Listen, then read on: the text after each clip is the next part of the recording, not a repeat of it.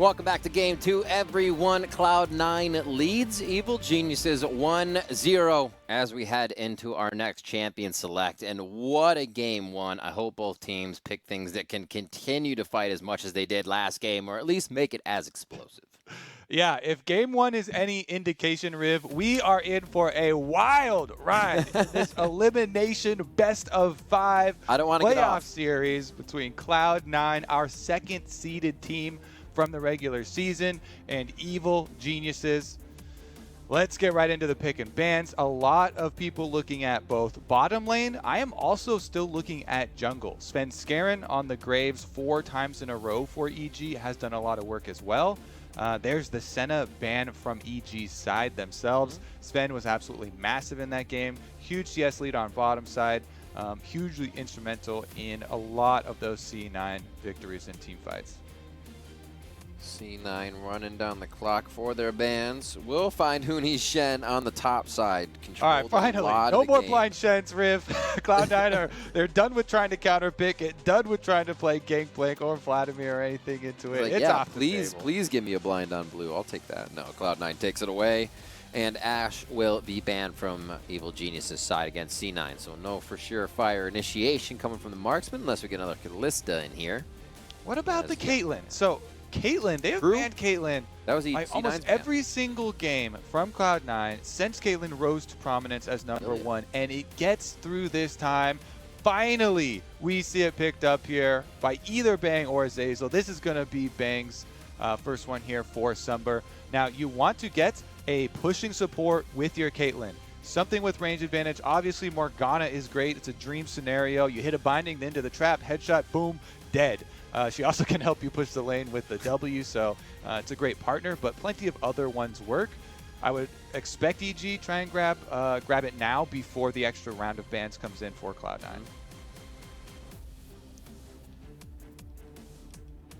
Looks like Blaber, Sven rather, feeling good on the Lee Sin as Blaber played that last game with some incredible initiations. Really, Cloud9 was left out to dry when it came to being able to just get in the fight onto EG, and C9 Blaber was able to do that as Licorice would come around on Vlad here. There's the Thresh lock-in, actually, so it's a bit more safety and playmaking coming in here on the side of Evil Geniuses.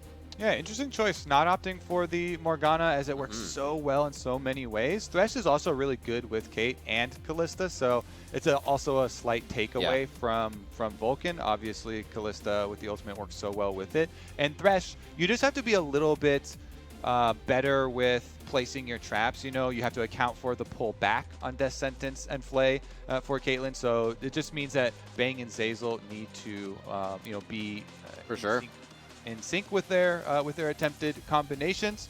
Meanwhile, Cloud9, this time they're going with Twisted Fate ganks toward the bottom side when they have the Kalista. Zven, known for this iconic champion way back from his Niels days in Europe. See if they can dominate with this as well. I would expect EG to throw some more support bans then to try and take away Vulcan options to pair with the Kalista, as they didn't opt to finish that one up. Meanwhile, the Goldenglue Orianna ban is drawn. Evil Geniuses, a few more seconds. The Morgana actually gets banned by them. So. Yeah, Thresh is not great into Morgana. So if you opt not to take it with the Caitlyn, then you don't want to have to deal with that power as well, even with the pairing on Kalista, because you can definitely get chased down. Yeah, you get binded, Kalista forward, hops forward, and gets to stack up a lot of spears for Rens. Azir being taken away from Goldenglue. A good fight changer and reset there that would be allowed into the Evil Geniuses composition, if so. And now we have the final ban from EG. Are they looking top lane? Maybe Licorice? Maybe that Vlad? The Shen's already banned. Maybe that Gangplank. Camille. Okay. So maybe EG are going to stick Huni on tank duty, I'm thinking. That has been a really successful strategy for them, even when it wasn't the Shen. Also playing a little bit of team fight with the Gnar and things like that. Oh, I was going to say, give me the Gnar. Yeah, if Huni can play front line for them with a Caitlyn setup, and you just put Goldenglue on something like Zoe, those would be pretty good blind picks to round out the EG style comp here, where with Caitlyn, course, you want to push early on your lane, but then you also get to siege later on, setting up those traps around objectives. But here we go. The Blitzcrank, the Omega pull, Riv. I love this combo. The Ballista. Yeah, this is, I can't wait. Let's see if they pull it off. Let's see. The Ornn is locked in, as expected from you, sir, as they would lock a tank in for Huni. And they do get a lot more GPS and the Cassiopeia lock in here for Goldenglue. Yep, super strong, 5v5 comp setup for EG. Whenever you have Caitlyn, you want stuff to protect her. Now, if they can scale and get to late game Caitlyn and Cassiopeia, that is huge teamfight presence. Ornn starts handing out upgraded items, but this is back to old style, original Cloud9. Push the tempo. They have a crazy bottom lane for creating plays. Ballista here, supplemented by 2 globals from both of their solo laners coming through to focus that area. So it is a bit of a switcheroo from game number 1 here. And we'll see if C9 can be the ones to focus on the Dragons. Yeah, we had big domination from Zeyzal and Bang last time on the bot. Even seeing Bang go back in CS on Kalista quite a bit early, they were able to put up so much force and pressure from that bot side, calling through an early swap in. It actually, I think, helped them a little bit and figure out how they wanted to get their fights when it wasn't C9 that was able to split push right away. Now it looks like we might get the same thing from C9 and still a fight comp coming in from EG. All right, baby. Excited to see it. Blitzcrank also means watch out for your level 1s. The analyst desks were giving out demerits for Cloud9. They're like, you just got beat with multiple level 1 plays from FlyQuest. Wake up. Let's see some attention to detail here. Yep. Where is the Blitzcrank going level 1? I personally love the increased range on the Q for Blitz. It opens up a lot more blind opportunities. So if you've been studying your opponent's kind of default defense opening, and you can do blind pulls on things like the banana brush just from straight river on that side, and you can yoink people that are usually watching from the super common spots. Try brush, a lot of these things over the different pit areas as well. Just the line of scrimmage. Yep, defensive ward from your trinket ward, then you recall for your sweeper, super common. As long as you drop it around the 50 to 55 second mark is, for me, the recommended timing. You get a little bit more juice out of your trinket ward time, and then you get over to your preferred buff start just in time. So only Nisqy for the Unskilled Spellbook. Zeyzal actually bringing Exhaust here, expecting a lot of aggression from the side of Zven and Vulcan, who have Ignite and Aftershock in their lane. Goldenglue starts off with a quick blast. And I'm always excited about the mid lane of these two. Nisqy's got 250 health already. Yeah, that damage was just absurd with a few quick hits.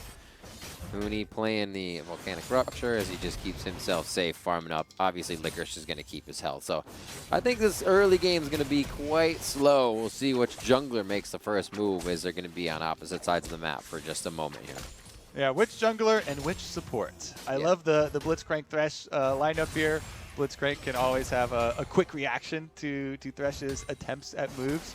You know, obviously rooting himself in place for Qs and stuff like that. So we'll see if Vulcan can try and punish EG.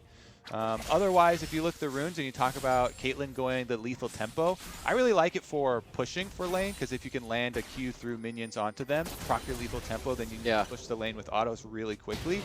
Also, it's you know, good for DPS later on. Obviously, scales really nicely. The people taking like fleet footwork seem to be a little bit more scared for options in lane phase, but it doesn't help you too much with all-in scenarios, you know. So exactly, that's what I was gonna say. It's like Blitzcrank isn't hitting you with auto attacks from long range. It's not like his ultimate comes up right away and he's just shocking you. Yeah. So good pickup there, and definitely, like you said, will help Bang scale a little bit more, find those headshots later in the game a little bit quicker. Everything counts. See where they move to here. Setting up a few traps, getting a bit of vision down, as Svenskeren is going to start working towards the bottom side of the map. So it looks like they will both get their scuttle, respectively, to each jungler. Blaber on the top side here. And Licorice is backing at that point, too. It's not like they're going to dive Huni just yet, so things are not really that active as it was in Game 1. Everybody does have a little bit of scaling to do before they're super powerful anyways, except for the junglers. And your Gangplank into Ornn, it's no surprise you're trying to go for the early recall. With Gangplank, you just try and make use of your Trial by Fire passive and spam out Qs with grass procs. And liberally chug on your corrupted potion. So you just constantly trade, push the wave in. Keep swinging. Once you push, once you can push it in, you'll force the bounce back there off the turret, and he buys time for himself to go pick up the quick cull, which he can just super scale. Gangplank already getting extra gold generation. Now gets even more, and you continue to try and stack up your grass and your extra gold rocks. Okay. That's one of the grabs they were looking for. Does the exhaust get used? No, it does not. Zeyzal feels like he can get out of that one with the ignite as well from Vulcan. So kind of a bit of a win there, but almost going down. That was pretty scary for him. They're going to try to back Vulcan, maybe seeing here, going for the grab. It definitely reaches over that wall, even from farther back for Vulcan. Blitzcrank having a pretty long hook. There's two with each other. It's always easy to grab one. Both head towards the top side of that hook and dodge out Zeyzal as he finally gets his Flay auto in. So now they pulled down Blaber. He's going to say, no more fighting. Go back to farming. And we're back to jungling for him. Yeah, I like the ward placement. You know, supports have to practice that a lot, where if you place it over 50% through the wall, trying just the right spot there to get it over into the brush. Nice job by Vulcan to do that. And then I also wanted to give props to Bang's trap placement on Caitlyn. Because early on, the traps, especially for new users, can be super hard to use within combat like that. But you saw when Vulcan pulls in Zeyzal and Kalista starts to stack up spears and jump towards him, Bang tries to use the traps in front of Zven, where he would want to jump forward to continue the chase onto Zeyzal. And these kind of defensive traps are putting a stop to the chase down of the deadly Blitz and Kalista combo. And fast fingers. Definitely putting a few in that early to make sure he's got enough traps to do so, as we saw two there in that instance. Blaber finding Zeyzal.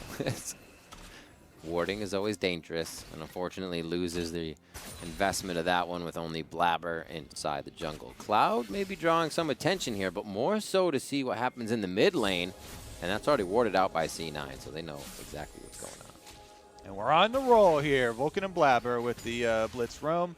After first support back, Zeyzal and Svenskeren have to give priority over to them, because it's a little bit more intimidating with the pull. But they're right back into the river to try and find any extra vision that was left behind.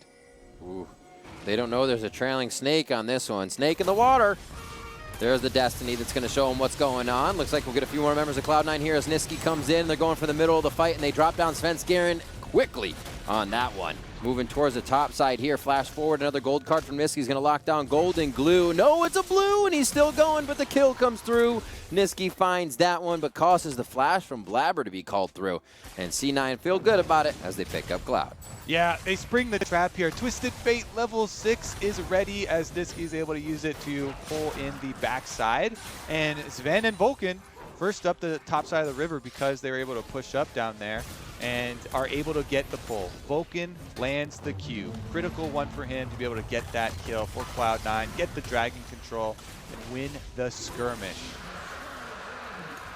Looks like Huni wants to clear top, get himself a back as well, as you see using the Ornn horn there. Licorice will teleport back in. So first Cloud over to Cloud9. We will see how this occurred, and you were right, the level 6 just coming in, and Nisqy was coming back to lane too, so he says, oh, that was necessary, thank you. Yeah, they line him up right on the wall there for Blaber, and then the pull on target for Vulcan. Nicely done by him to pull in. And that's when Nisqy just teleports right in on top of it. Gold card means they 100% to zero him. Really like the chase down too, though, onto Goldenglue, as after they kind of separated the EG members. You know, them heading down through the river, man, all Cloud9 members could group up in focus fire, and EG were on two different sides of the fight, so it was kind of awkward for them. and that is going to be just the early game momentum that Cloud9 wanted. It was a pretty early dragon for themselves to be able to start stacking, because that's going to be the goal. Yeah. This EG comp this time around, Riv, this is a hard outscale. This is super, super good scaling for EG, but it's going to be difficult for them to get there. And Cloud9 have a lot of proactive tools to be able to use to get their gold lead and get to their soul before EG overwhelm them. Exactly. Make sure EG cannot reach that point first here. Goldenglue is going to be transferred blue. We'll see how he can handle Nisqy now in the mid lane, working on both those fast summoner spells. Just a bit of a miss there by Huni as Licorice gets a quick parlay in as he keeps pushing the lane. No real CS discrepancy coming through. Goldenglue does have a bit, as we did see the rotation coming through from Nisqy there in the last fight. And now it could be about the Rift Herald. Blaber cleans up one, and with pressure top from Licorice and Nisqy mid, this should be Blaber's and teams. Yep, got to use this early game presence to control those neutral objectives. So right on target here, Cloud9 force again. It's one of the benefits of the changes to this new season. You know, greatly accelerating if you do have this control early on in the game. Dragon at 5 minutes spawning, 8 minutes here for Rift Herald. You get to keep on pushing ahead. And this is so early that Blaber will have his choice of where to spend the extra gold. Goldenglue! Ooh, nice turn. Almost. A little bit of damage. It's inevitable, but he's trying to do what he can before he goes down. Another one onto the glue in the mid lane. That's his second death on this one as he tries to stack up the tier. Scaling will happen, but ever so slowly here. He's got a pretty big hill to climb with all that pressure coming in from C9 now. Very active this game. After the 6-7 minute mark, Cloud9 has started to find advantages in just about every lane now. Yeah, and they have just cleaned up this game tenfold. The last one was just wild, action all over the place, back and forth, Riv. But Cloud9, with their global advantages, man, this feels like on cooldown. Nisqy using this Twisted Fate ultimate, and Goldenglue out in lane without the flash, easily turned around on. I will say Nisqy also had a really good turn not to get stunned up. I wasn't too worried about Licorice, but now I'm getting a little bit worried. Ooh! Almost. That last brittle proc from Bellows Breath, or if he had the charge into the Volcanic Rupture, would have done it. That was a really nice little double pop-up Huni had there, and I don't think Licorice was expecting it either, Kobe. All right, see if he can sustain up under the tower. Huni gonna proc his Demolish right in front of him. All right, I didn't kill you, but I will take the turret play. Feels good. A few turret shots there, and an orange will get Licorice out of that potential death zone. And Svenskeren was looking forward to. Licorice just leaves in time with a bit of sixth sense there and gets himself to safety. Rift mid is going to put you down to just about slightly with that turret alive. And a good kill from Goldenglue keeps it there. So now very prepped in mid. Cloud9 could get a bit of gold for themselves here if they get a decent fight onto EG. The Fangs go in. Looks like Gold Card will just stop him in his tracks. Yeah, so Cloud9 with this really, really good early game gold lead for themselves. This accelerates a lot of these builds that are critical for them. You know, Twisted Fate going to get the Rod of Ages stacking up really quickly. 11.5 minute purchase here for Nisqy. So that will continue to stack up really easily. Dragon in only 27 seconds means that you can just rotate over your Kalista Blitzcrank. Ultimates are all available for them, and the vision in place for them to try and pull a pick too if EG get a little bit too dangerous and try and check for themselves. Honestly though, second Dragon, I think at this point EG should give it up. It's not gonna break the game for you quite yet, and you do not have the items to make the play first, but they go for it anyway. Zeyzal with the hook, but he is surrounded. Another one maybe to come in from Vulcan. Wait, Svenskeren gets into this fight as they try and keep him alive, and that is not the call. They're both going down quickly as Cloud9 continues now to find advantages in EG's own jungle. Pushing down towards the bot side, Zven should be able to take this turret down, and Vulcan will go ahead and start dropping wards everywhere. Yeah, I mean, they're easily able to get the picks. If EG are going to go venture into this dangerous territory trying to get vision, I mean, they don't even have a mid-tower to rely upon for defense here. Taken down with the Rift Herald and then one more little push there by Nisqy opens up the mid lane. That is a very dangerous roam from Zeyzal to try and get vision of that secondary dragon, which they're honestly not going to fight the fight at anyway. So Cloud9, big punish there. You step out of line, they get killed. Twisted Fate ultimate number 3 for Nisqy as well finds a huge amount of value. And this game just looks so different when Cloud9 bans away the Shen and the other team doesn't have that extra global to come in. And look at the scorelines, Kobe. Svenskeren to Blaber, Goldenglue to Nisqy. All the action there around the mid, but teleports around and then making sure they're hitting Goldenglue after Nisqy got an advantage in that fight, knowing they could take down that mid laner quicker. They're really acting on the weak points right now of EG as they cannot find their footing. Looks like it's the pings towards the top side of the map for a few EG members as Goldenglue needs blue once again. His cleanse is down for now. He's going to try to stay safe with that buff in the mid lane. And they really don't have too much forward vision, so wherever Blaber could be coming from, right now he could walk into EG's jungle. They wouldn't know. Huni's doing so much work here on this Ornn up there by himself, though. Even though Cloud9 are just swarming around the rest of the map, hard winning mid jungle, pressuring here from the bottom lane, moving up for a lot of plays. Huni's up there, bonking away on the turret, gets most of the turret plates, pressure and Licorice. Obi, now they're gonna cursed him down. Oh my goodness. Done it again.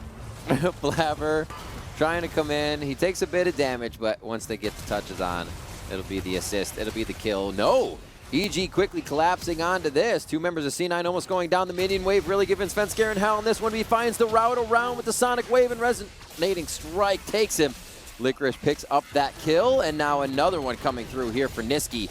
That one got a little scattered for EG as they were trailing a fight they thought they were going to win, but C9 had the same idea. Yeah, that one definitely got a little scattered. And guess what? The only person up there from EG who lives is Huni, who they started it out on with Cloud9 going for that gank. And Svenskeren and Goldenglue take a lot of tower shots diving that one. Bottom side, we'll see if the same happens again, because guess what? Twisted Fate Ultimate is up, so that means Bang and Zeyzal are like, all right, we're out. I guess I'll just leave. Can he slip back in? It's dangerous. He's waiting for his jungler to come. Oh, I kind of want to, but I shouldn't. Can you help me with these 3 minions? And Zven nicely allowing that wave to die to the turret as much as possible. Quickly wards forward as we see this one more time. The long fight that EG looked like they were going to come out on top. Right, so Huni's buying time right now. He's just like, hey, I'm going to buy time. He goes into the brush so they can't see him, doesn't take damage until he absolutely has to. Goes for the 1v2, gets him with the double brittle. And Svenskeren, he wants to get the angle past the minions, so he takes 2 turret shots on the way in. And even though he gets the kick for that kill, Goldenglue then within tower range also takes a turret shot on the way out. He gets chunked down, and that dive from EG on the attempted counter actually kind of backfires against them. The Scryer's Bloom from Nisqy hit over by their Raptors was perfect. Swept right over both members rotating from Evil Geniuses. Really was able to give them the UAV when they came in on the fight to make the right decision. 6,000 gold here, 16.5 minutes in for Cloud9. They came back strong in game 1. It was a back and forth. Cloud9's inhibitor fell first on the bot side of the map as they were blue, and then started to win fights as EG could not break the base. Here, Cloud9 carried game 1 momentum, and it is all their tempo. Setting up wards now, looking for more hooks for Vulcan as they create opportunities for themselves on C9. Yeah, and this is the type of Cloud9 that people saw in spring, and we're expecting for all of summer as well, and did get to see in the beginning. So with a few adjustments, they're at it again. Vulcan now, see if he can get Goldenglue. Right after the petrifying gaze, he just hits him, pops him up, no follow-up damage. Nisqy's still healthy even after taking that ultimate. And the Rift Herald on the bot means they can focus wherever they want to as that wave crashes in with Nisqy. C9 able to work all over the map right now, and Licorice is still defending top against 2. Nisqy, man, it just feels like Goldenglue cannot land a Cassiopeia ultimate on him. Every time, quick turns, shows He's a dancer. Back. He is a dancer. And he's dancing here with Shelly right on through to the inhib. That he is. Here into the mid lane, C9. Nisqy, stopwatch goes down, trying to keep himself safe, but nope, that's not going to work. Our caster cursing is getting real good, though. Whoever we're talking about and a play pops out, boom, dead. Nisqy's done. Consistency, Kobe. That's what we aim for. Here we go. Nice hop out of that.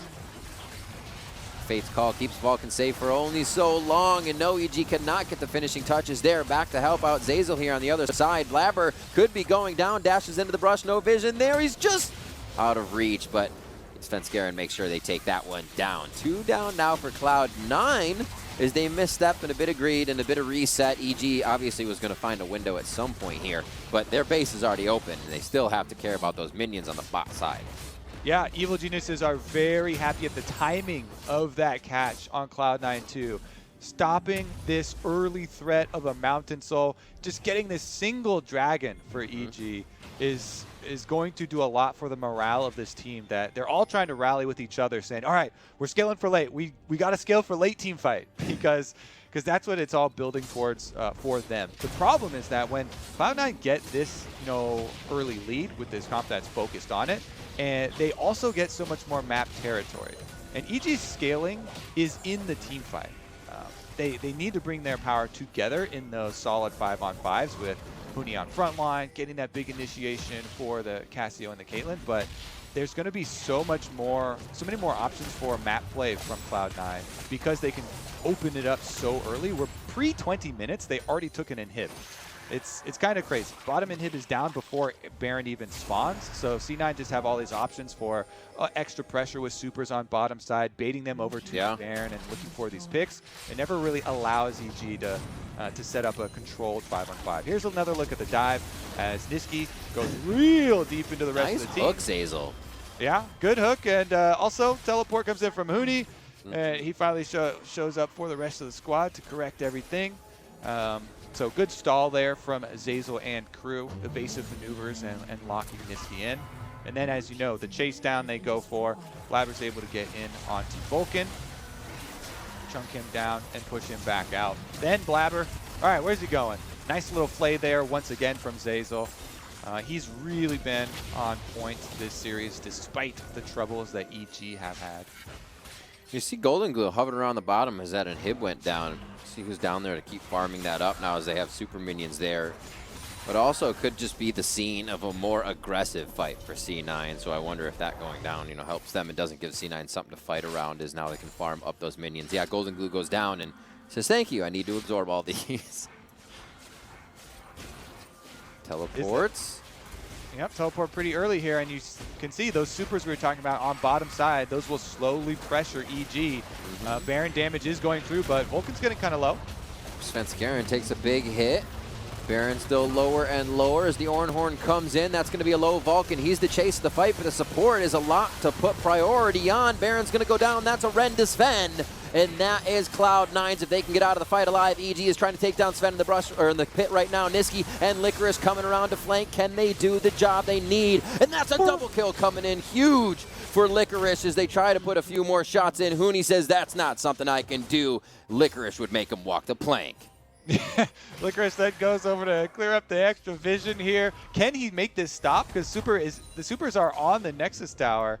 Huni actually goes for the minions first there. If it wasn't for Licorice going back in there and landing that barrel chain, killing off the extra members of EG, that would have gone real dirty here for Cloud9 because they stuck inside the pit, and every time you give over more money to this EG composition, they are trying to build up for the more stable 5-on-5. So here it is.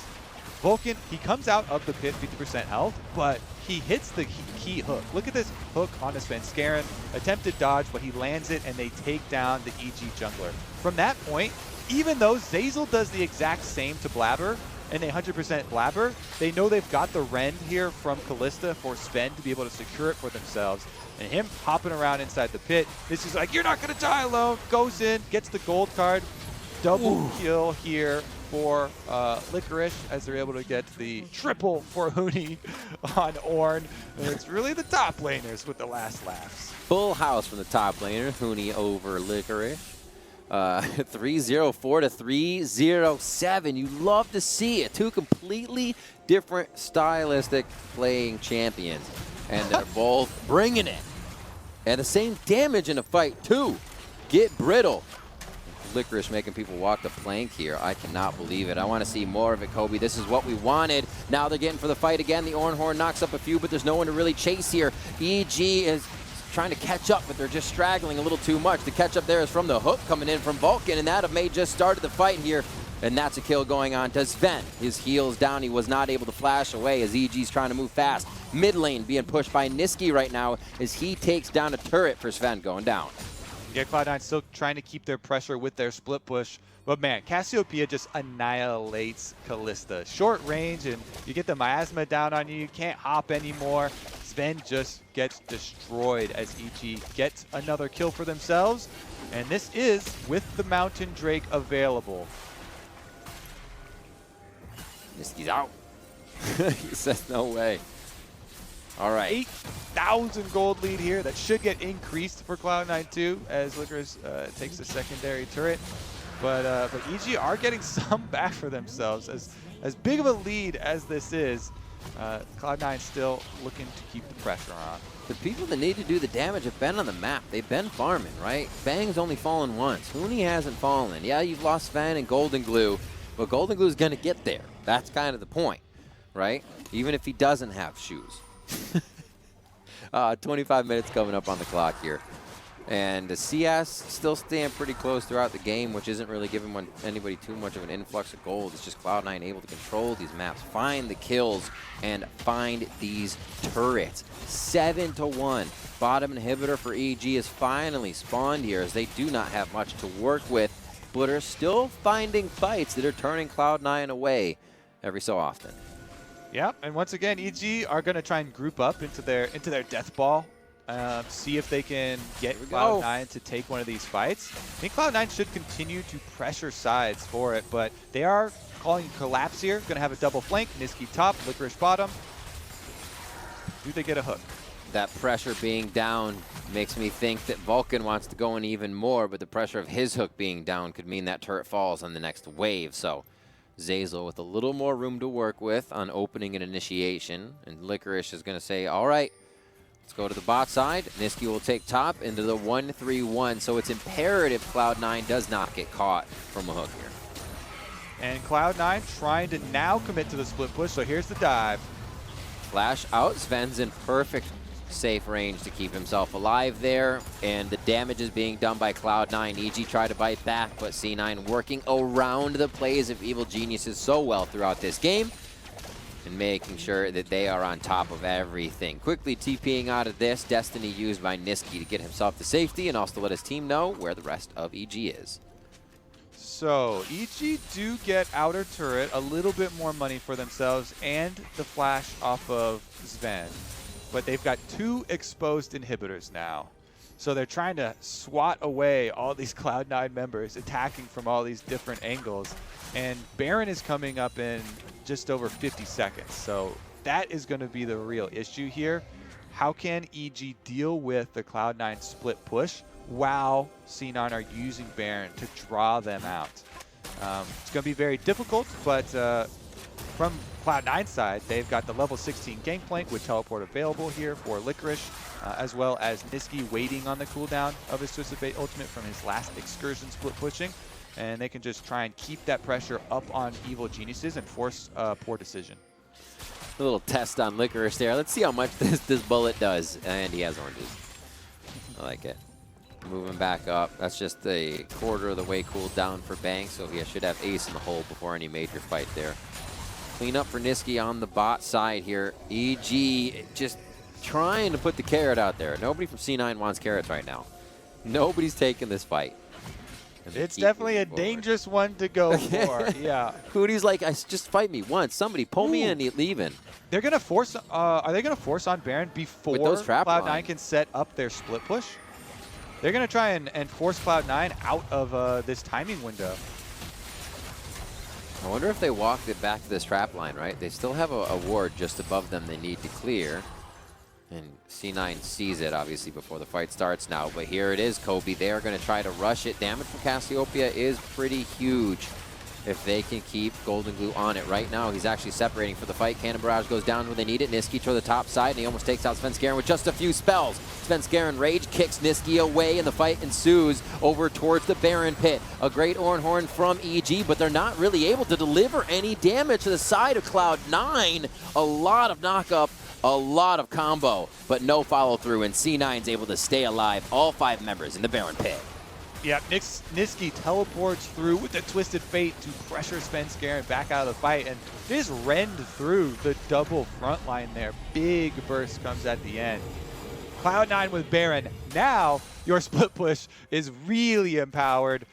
This mountain that comes up is not Soul, so they actually don't even have to worry about giving up the extra dragon either, as they really just need to get back to work pushing so they can end this game before EG get any more powerful. Here's another look at it. Gangplank ultimate with the center right on Svenskeren and Baron mean that Nisqy, he goes right for him. Then you look at the front line. Hook here in from Zeyzal. Goldenglue tries to follow it up with the AoE, but Zven got the ultimate off there for Kalista, pulling it back Vulcan for the big knockup. And all the while there, Licorice on the top side, getting the Gangplank barrel damage done, setting them up for the rend on the front line. Goldenglue lost his Banshees there, moving too close to Baron as well right before that fight started, so he wasn't able to get too close to Vulcan either way. So little things going there as EG tried to pressure C9 into the fight. I mean, at this point you have to. You got to respect the try there and going against this squad that can really just start to pummel fights, even though they can split push too. Vulcan here on the side, vision wards being placed, so they are denying everything EG has here. And it's going to be 3 members towards this bot to try and keep that down. Nisqy doing a bit of work on each of the lanes here as he starts to bring it up middle. Okay, they're trying their best here for EG. Caitlyn traps go down, trying to fend off the Baron empowered push from Cloud9. This is going to be it. Huni looking for the big Ornn ultimate. Now that C9 are in the smaller corridor, if he can get a good one. My thoughts exactly. Quick grab in onto Svenskeren, and it looks like Vulcan will not get a kill out of that. It's a stopwatch for the Lee Sin, and he keeps himself safe, but the base cannot get that same result. The inhibitor is going to be going down. There's another hook. Oh, they get it. The Fate's Call grab. You love to see the Ballista coming in, and they're going to be able to get themselves a few. The Teemo fingers go up. Everybody says high five around. We're getting the combo, and now they're going to be taking down EG in their own base. 30 minutes on this one. A little bit faster, Kobe, as they found the way this composition was working from the get-go. Cloud9 takes game 2 quite swift. All right, couple more autos on the Nexus. Do we go for KDA Riv? Of course goes we down do. First. Huni, the only one left alive at the Nexus. How fitting for EG. He's definitely been putting in a lot of work, but Cloud9, this one, game 2, much more convincing than game number 1 for C9, putting themselves up 2-0 in the series at set point. And what a way to pick off the rest of the composition and the team with Blitzcrank, with the rest of what they were doing this time around. They're bringing variety to the table, and it seems like they're having fun doing it on the side of C9. And the games, again, got pretty brawly. I'm always happy to see that. Yeah, I mean, remember back to the beginning of this game, because that was where so much of it was determined. The roam through the river. Nisqy's able to use his first Twisted Fate ultimate. Good pincer movement by Cloud9.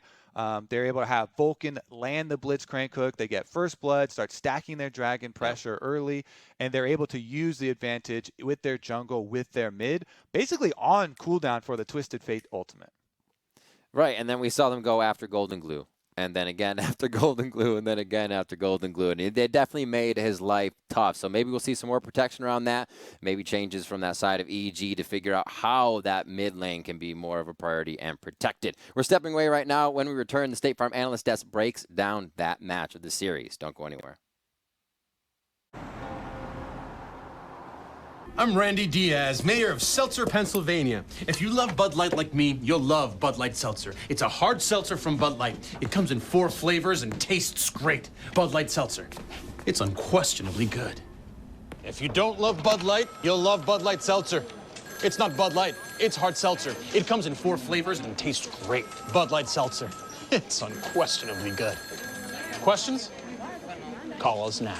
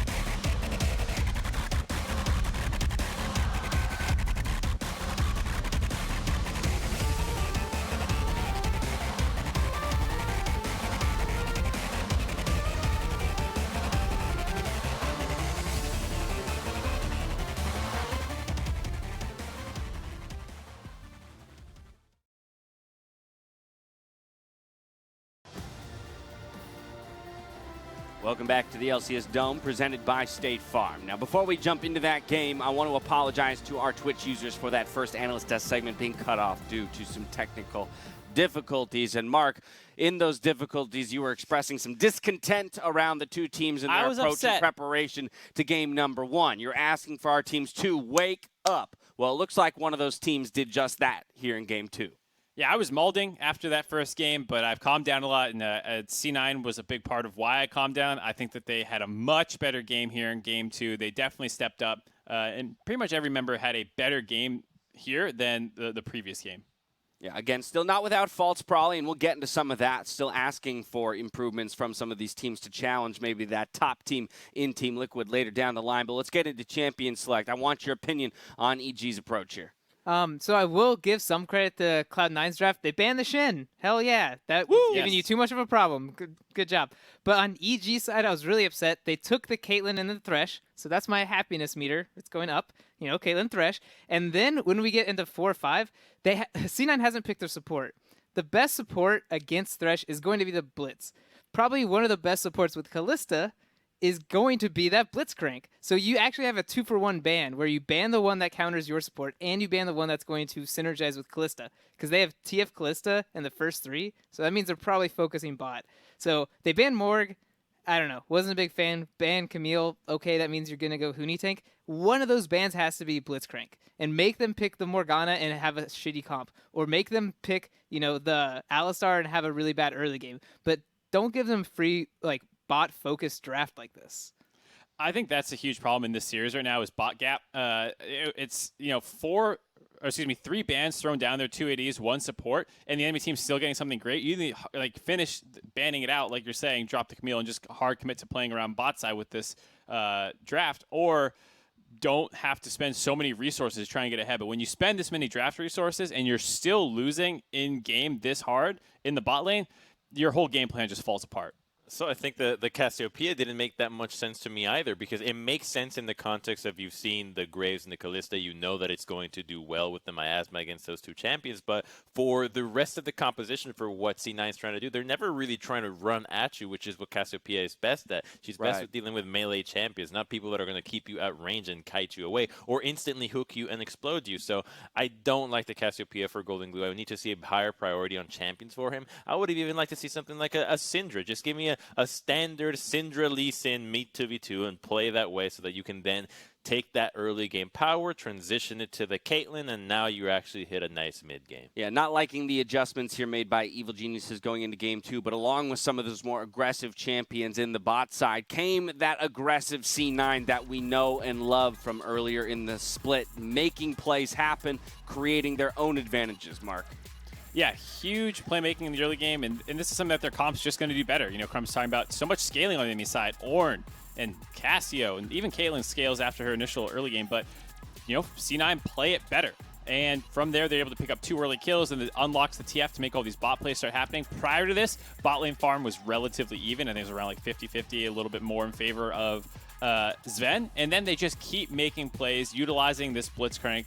Vulcan looked fantastic on it, and it comboed really well with the Cassio.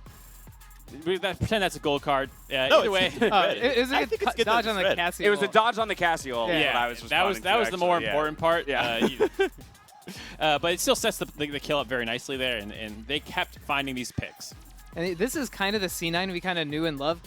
EG had a good rotation bot, but Cloud9 called them on it, and they're able to snatch them up. And then here, Blaber's in the jungle waiting. They're able to get another port. Vulcan's able to come over. So, this is the kind of stuff we want to see, where they win that first engagement, and then they grow their lead. And in the last few weeks with Cloud9, maybe they win these engagements, but they don't snowball it as well as they did today.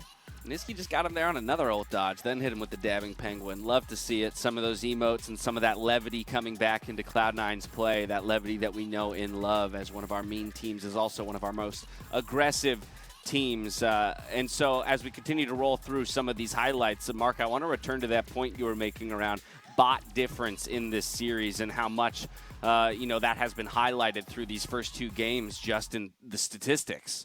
Yeah, I mean, that was like the one good play for EG was around the top side, because in the bot lane, everything's falling apart. It's a massive advantage for Zven and Vulcan. Game 1 was like, it was not even like that Kalista was there. Then they take the Kalista themselves, and this is after 2 bans thrown at Zven. They ban also the Morgana out, and this is just a huge problem right now for EG, that if your bot lane's just always going to be down gold, always going to be losing, and the enemy team's able to make plays off of it, you're in a heap of trouble. And it's great to see Zven stepping up. He's been drawing some criticism recently with some of his mispositioning that Ezreal series, but I still think he's probably the best performing member on C9 ever since they started slumping. I mean, I think C9's compositions have just been so much about helping out Zven. You have Twisted Fate, 2 games help you out, and then you have the Gangplank, who can also just chuck out an ultimate if you ever get a little fancy in the bot lane. So they're doing a lot in the other lanes to make sure that Zven does really well, and I'd like to see what happens with EG and their bot lane if there's no Twisted Fate, if there's no Gangplank. If you say take the Shen versus Vlad matchup or any other non-Gangplank or non-global top laner, how does the bot 2v2 look like? Because I think it has been mismatched thus far, but I still think it's Zven favored. Well, here's my question to you. Let's talk about this next game. A series point for Cloud9, as well as Evil Geniuses facing elimination now. What is the strategy? There are options available to Evil Geniuses. They've had some bot focus here. Huni's been playing very well, though, so there's got to be a consideration to whether or not you switch things up and you do start going Huni's direction. I'll also float this idea out there. Substitutions are allowed. Definitely Jizuke in the wings. Would that ever be on the table? I don't know about Deftly coming in because the pairing with the support is weird. I have no idea how much they've been practicing, neither with Jizuke. I want to see EG just drop a lot of the AD bans. Clearly, they're not doing a whole lot. You're not separating Zven from a poor matchup and getting bang in a great one.